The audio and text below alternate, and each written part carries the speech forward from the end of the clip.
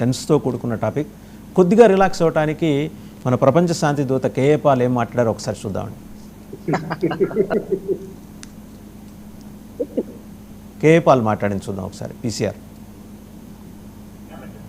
Washington DC, Washington Hilton నుంచి మీతో మాట్లాడుతున్నాను. గంట 2 గంటల క్రిందట ప్రెసిడెంట్ ట్రంప్ గారిని ఒక షూట్ చేయడానికి ప్రయత్నించడం మీరు చూశారు. అసలు ఈ హోటల్కి ఎంత సెక్యూరిటీ?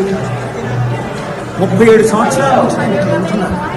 గత 3 నెలలు ఫిబ్రవరి 5th ప్రెసిడెంట్ ట్రంప్ గారు, స్పీకర్ జాన్సన్ ఇక్కడ ప్రేయర్ బ్రేక్ఫాస్ట్కి వచ్చిన దగ్గర నుంచి నేను రెగ్యులర్గా పీస్ టాక్స్లో ఉన్నాను.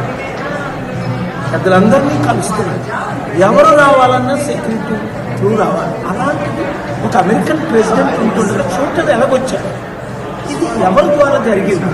ఇవన్నీ ఇన్వెస్టిగేషన్లో గుడ్ న్యూస్ ఏంటంటే ఎవరికి ఏ హాని జరగలేదు. బై గాడ్స్ గ్రేస్ ప్రపంచంలో శాంతి కరువైపోయింది, యుద్ధాలు ఎక్కువైపోయాయి, క్రైమ్ ఎక్కువైపోయింది, పాపం ఎక్కువైపోయింది, సెల్ఫిష్నెస్ ఎక్కువైపోయింది, పొలిటికల్ అజెండాలు ఎక్కువైపోయాయి. Peace is lacking. Jesus said, blessed are the peace makers. That's what I'm doing. నా పీస్ శాంతి చర్చలు సఫలం అవ్వాలని, ఇజ్రాయెల్ యుఎస్ ఇరాన్ యుద్ధం ఆగాలని, అలాగే Iran Lebanon, Israel Lebanon, Israel Lebanon, Iran అన్ని యుద్ధాలు ఆగాలని ఈ వీడియో అందరికీ షేర్ చేసి ప్రేయర్ చేయండి. రైట్. సో ప్రసాద్ గారు, ఆయన అయితే హీఈస్ కమిటెడ్ అండి. శాంతి చర్చలు ఎక్కడ ఇలాంటి యుద్ధ వాతావరణం ఉన్నా అక్కడికి ప్రత్యేక విమానంలో వెళ్ళి మరీ ఆ యుద్ధాలను ఆపేసే శక్తి ఆయనకుంది. ట్రంప్తో సమానమైన శక్తి సామర్థ్యాలు ఉన్నాయనండి. సో ఆయన కూడా తన ఆవేదన వ్యక్తం చేశారు. ఇక్కడ ఇంకొక అంశం అండి, 2023 నుంచి 26 వరకు నేను ఇందాక చేసిన ప్రస్తావన కల్నల్ పరమేశ్వర్ గారితో, సైంటిస్టులు 10 నుంచి 11 మంది ప్రముఖ సైంటిస్టులు, ఇంజనీర్లు, వాళ్ళు ఎక్కడెక్కడి నుంచి aerospace engineer Monica Jacinto Reza and retired air force general and space program expert William Neil McCasland, ఇలా వీళ్ళందరూ ఏంటంటే హైకింగ్కి వెళ్ళి అదృశ్యం అయిపోయారట.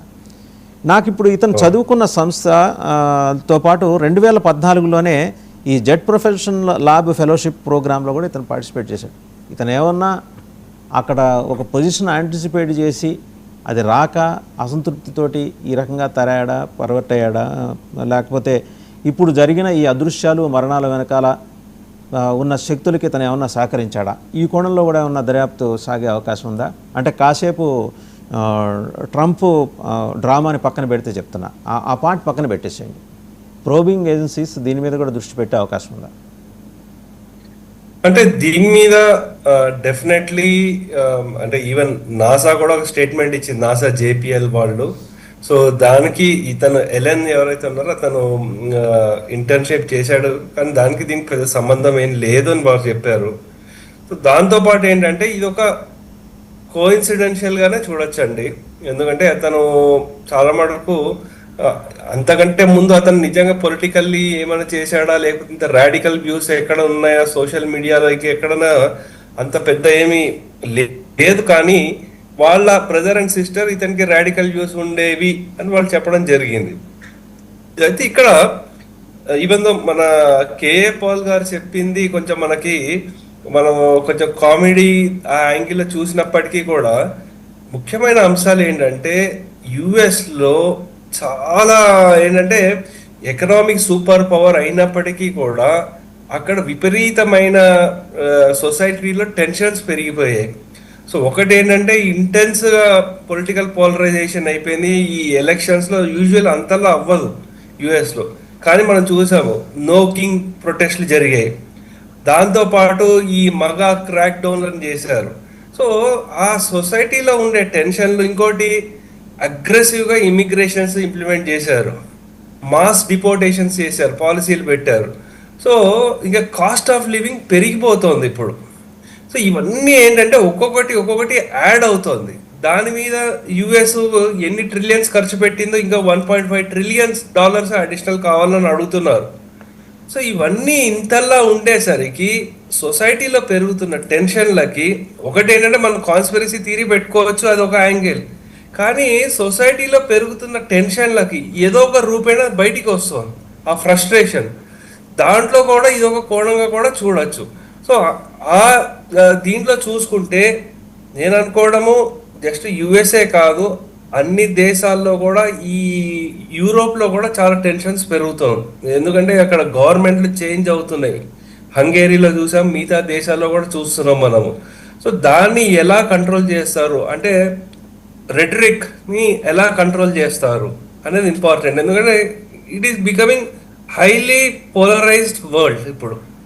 సో ఆ ఛాలెంజెస్ డెఫినెట్లీ, ఈ యుద్ధం ఎప్పుడు ఆగుతుంది తెలియదు, ఎప్పుడు అవుతుంది తెలియదు, ఎలా ఆగుతుంది తెలియదు, మిగతా ఏంటి పరిస్థితి.